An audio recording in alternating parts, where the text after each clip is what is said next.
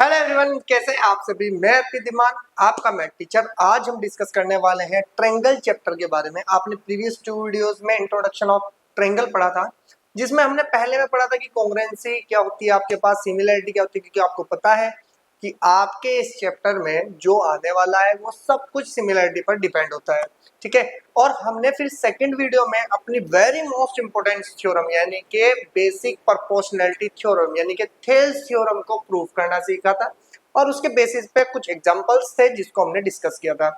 आज हमारे पास converse of BPT यानी कि कन्वर्स ऑफ थेल्स थ्योरम यानी कि converse of basic proportionality theorem का प्रूफ करने वाले हैं, और एक क्वेश्चन हम उस पर अच्छे से करने वाले हैं।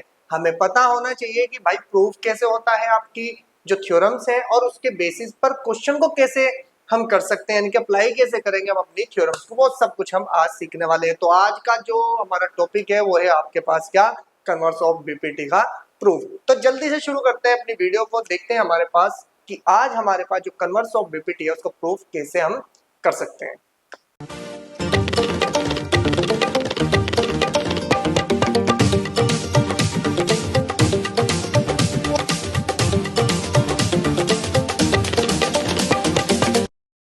तो चलिए शुरू कर लेते हैं अपनी थ्योरम्स कन्वर्स ऑफ बीपीटी। सबसे पहले ध्यान से सुनना है, आप अभी इस थ्योरी को मत देखना। थ्योरी हमारी 2 से 3 मिनट हमारे ऐसे ले लेती, तो इससे अच्छा है कि हम कुछ डिस्कस कर लेंगे अदर क्वेश्चन के बारे में या इस थ्योरम के बारे में, तो वो टाइम हमारे पास इंक्लूड होगा हमारी समझने में, ठीक है ना। तो सबसे पहले हम बात कर लेते हैं, हमारे पास है क्या भाई, आपके पास converse of basic proportionality theorem या कन्वर्स ऑफ थेल्स थ्योरम, हम दोनों नाम से इसको बुला सकते हैं। अब हमारा काम क्या है कि थ्योरम क्या कहती है, थ्योरम का स्टेटमेंट पढ़ना है, फिर उसके बाद क्वेश्चन को हमें अप्लाई करना है। तो सबसे पहले उसने कहा कि if a line divides any two sides of a triangle, यानी कि उसने क्या कहा कि एक लाइन है जो डिवाइड्स करती है टू साइड्स को of a triangle in the same ratio, same ratio में आपको डिवाइड करती है। आगे उसने कहा then the line must be parallel to the third side. अब हमें ये प्रूव करना है कि भाई वो जो साइड है आपकी वो पैरेलल है किसके, भाई आपके पास थर्ड साइड के। तो हम यहाँ से क्या करते हैं भाई, एक डायग्राम बनाते हैं, एक ट्रायंगल बनाते हैं अपना। अब ट्रायंगल बनाएंगे तो नेमिंग में देंगे ए बी और सी, क्योंकि हमने पहले ऑलरेडी बोल दिया था कि ट्रायंगल एबीसी है। आगे उसने क्या कहा कि हमारे पास एक लाइन है जो कि इंटरसेक्ट करती है, एल लाइन है हमारे पास, ए बी को डी पॉइंट पर, ए सी को ई पॉइंट पर। ये वो लाइन है जी हमारे पास। हम थोड़ा सा इसको नीचे की साइड लेते हैं, ये हमारे पास वो लाइन है जिसका नाम हमने क्या दिया, एल दिया, और हमने कहा कि डी पर तो ये पॉइंट इंटरसेक्ट करता है और ई पर ये पॉइंट इंटरसेक्ट करता है।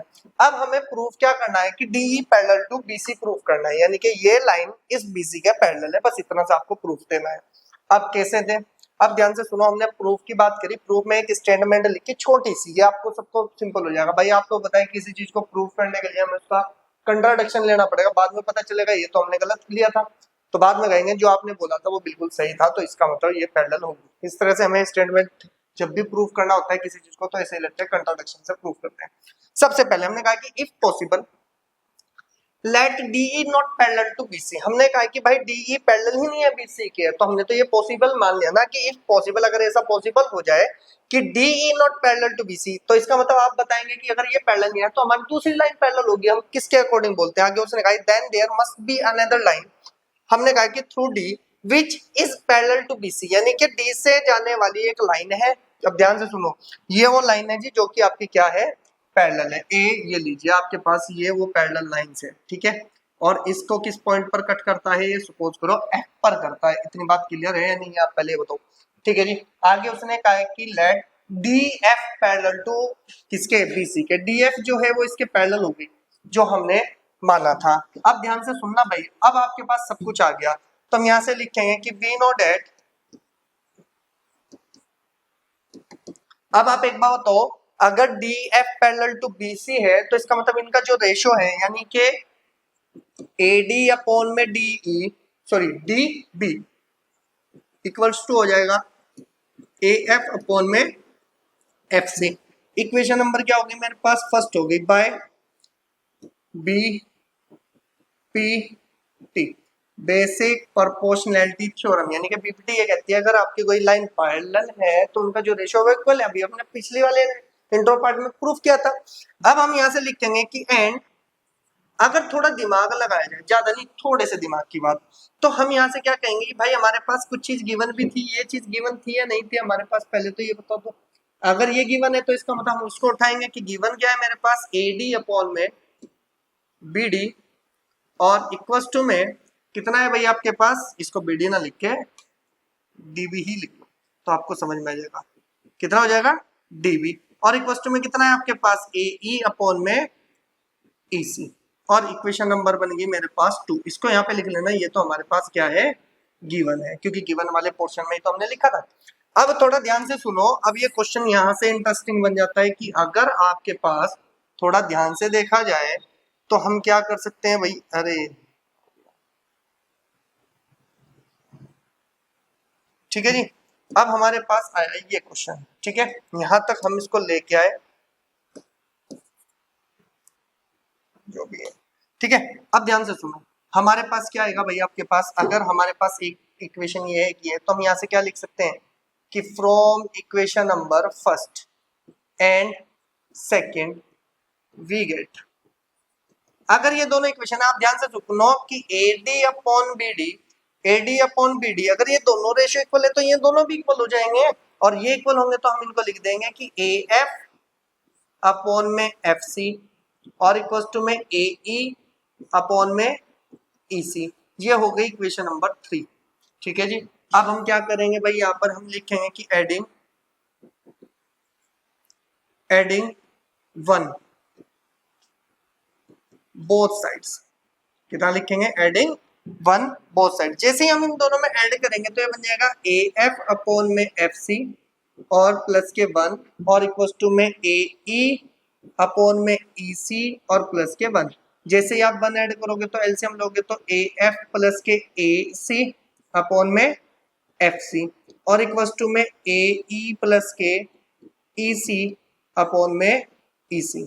क्लियर होगी बात। अगर थोड़ा सा और दिमाग लगाया जाए तो AF प्लस के AC, AF प्लस के AC, तो इसका मतलब पूरी लाइन क्या बनी आपके पास, ये बन गई AC अपॉन में कितना हो गया FC और इक्वल्स टू में कितना बन जाएगा AE, ये वाली AE प्लस के EC, ये भी टोटल कितना बन गया भाई आपके पास AC अपॉन में EC।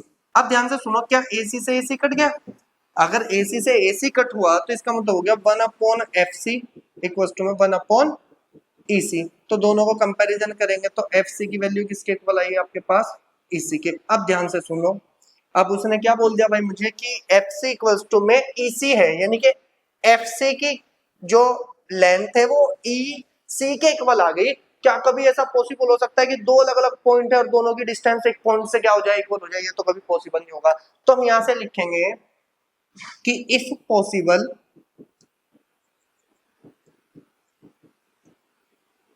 only when कि E and F point are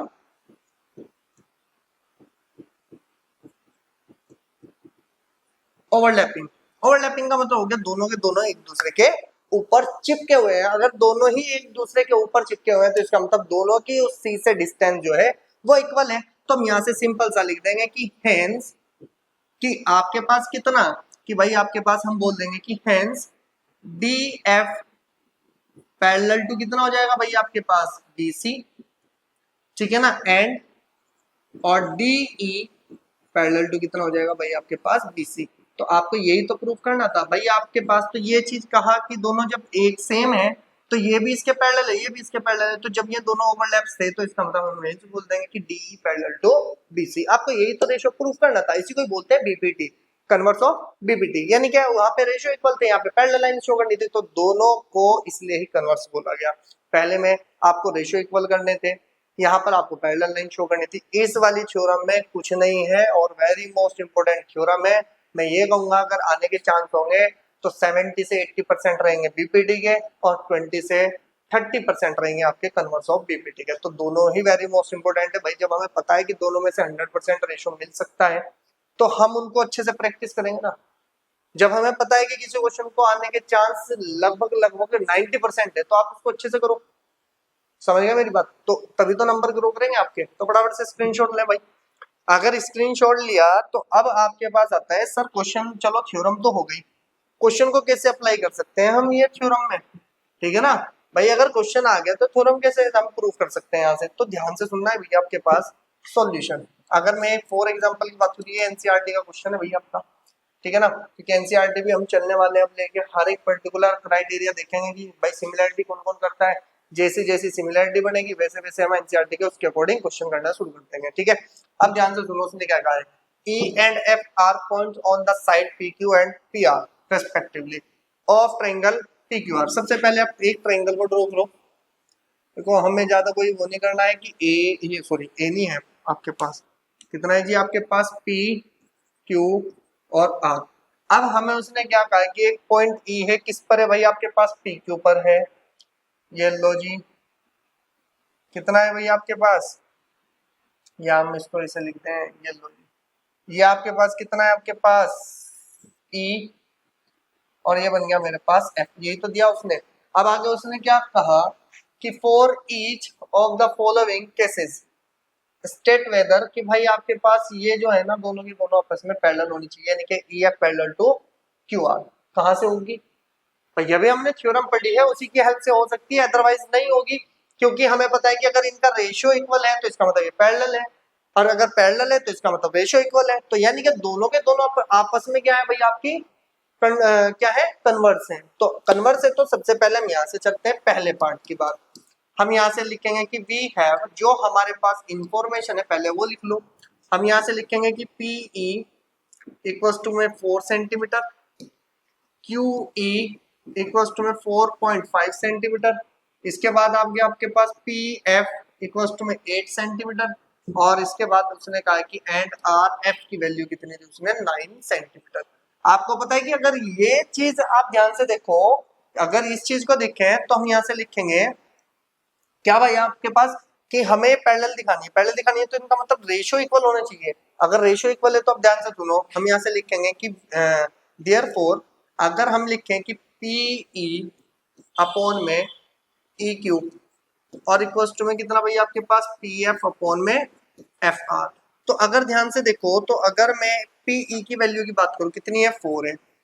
अगर मैं क्यू ई की बात करूं, क्यू ई का मतलब हो गया 4.5, ठीक है जी, इक्वल्स टू पी एफ की वैल्यू है हमारे पास 8 और अपॉन में कितना हो गया मेरे पास 9। आपको पता है कि ये पॉइंट हटेगा तो इधर 0 बढ़ जाएगी, ये बन गया 2 और ये बन गया आपके पास 2 और 2 2 जा 2 1 जा 2, तो दोनों कैंसिल, तो ये आ गया इक्वल्स टू में 1 अपॉन 1 इक्वल्स टू में 1 अपॉन 1। तो इसका मतलब रेशियो तो इक्वल आए ना भाई। और अभी आपको बोला था कि अगर आपके रेशियो इक्वल आ जाए तो इसका मतलब ये क्या हो जाएगी भाई आपके पास पैरेलल हो जाएगी। तो हम यहाँ से लिखेंगे कि हेंस अब आप यहाँ से बोल रहे हैं कितना, ई एफ पैरेलल टू किसके भाई आपके पास क्यू आर के। अब क्यों होगा कि by converse of BPT, converse of BPT या कन्वर्स ऑफ थेल्स थ्योरम। ध्यान से सुनो, रेशियो इक्वल तो पैरेलल है, पैरेलल है तो रेशियो इक्वल है। हमने रेशियो की बात करी तो रेशियो तो इक्वल आ गए, और जब दोनों रेशियो इक्वल आए तो इसका मतलब हमारे पास जो क्वेश्चन था वो तो बिल्कुल सिंपल था। तो हम उसी के अकॉर्डिंग क्या कर रहे हैं, क्वेश्चन को कर रहे हैं कि भाई हमारे रेशियो इक्वल आ गए। देखो 1 इक्वल्स टू 1 है, यानी कि left hand side equals to right hand side आई।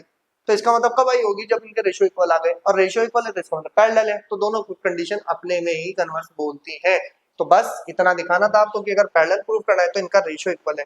अब आपके पास एक सेकंड क्वेश्चन है, अब आपको second question same to same करना है। मैंने इसमें जो आपका फर्स्ट पार्ट था ना उसमें आपका पैरेलल नहीं था, क्योंकि उसमें रेशियो गड़बड़ाया हुआ था, लेफ्ट हैंड साइड नहीं थी राइट हैंड साइड के इक्वल। तो इसका मतलब यहाँ पर वो अगर ये दोनों इक्वल नहीं आते तो हम यहाँ से बोल देते हैं कि hence EF does not parallel to QR, ठीक है। क्यों, क्योंकि यहाँ पर क्या हो गया कि रेशियो आर नॉट इक्वल, ठीक है ना। तो रेशियो इक्वल नहीं है तो पैरेलल नहीं है, रेशियो इक्वल है तो पैरेलल है, ये ध्यान रखना है। तो सेकंड क्वेश्चन आपको करना है, कमेंट सेक्शन में आपको बताना है। तो अब मेरी बात ध्यान से सुनो भाई, आपके पास 3 पार्ट हो चुके हैं। ध्यान रखना, मैं ट्रायंगल को इतनी आसानी से करा रहा हूँ आपको, ना तो कोई बर्डन है कि आपको क्वेश्चन बहुत सारे करने हैं। बस आप चलते रहो मेरे साथ, 2 दिन फालतू लगेंगे मेरे साथ, लेकिन वो 2 दिन जो फालतू लग रहे हैं ना, आप जो 50 दिन से मेहनत कर रहे हैं ना बच्चे, उन पे भारी है वो 2 दिन आपके, ये हकीकत है। ठीक है ना। तो मिलेंगे नेक्स्ट वीडियो में, तब तक आप ये पूरा पूरा जितना भी अभी तक हमने डाटा इकट्ठा किया है 3 वीडियो में, तो इन सबको आप अच्छे से कवर कर लो।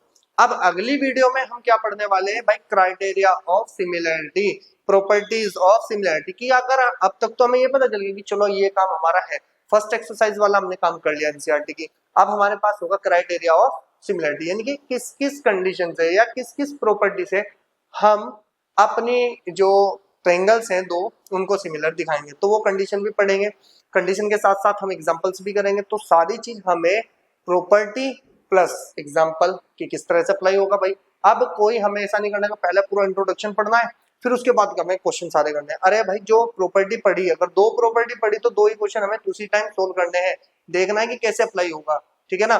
तो ध्यान से सुन लो, अब आपके पास जितना भी डाटा था वो पहली एक्सरसाइज है एनसीईआरटी की अभी तक, ठीक है ना। अब आपको पता चल जाएगा कि क्वेश्चन कैसे करने हैं, किस तरह से अप्लाई होंगे, सब कुछ आपको इसमें मिलने वाला है, ठीक है ना। तो मिलेंगे नेक्स्ट वीडियो में, तब तक आप फटाफट से उठाओ पेन और पेंसिल, लग जाओ आप बीपीटी पे, और आपकी कन्वर्स ऑफ बीपीटी पे बहुत हेल्प करने वाली है। तो मिलेंगे नेक्स्ट वीडियो में आपके स्टूडेंट्स।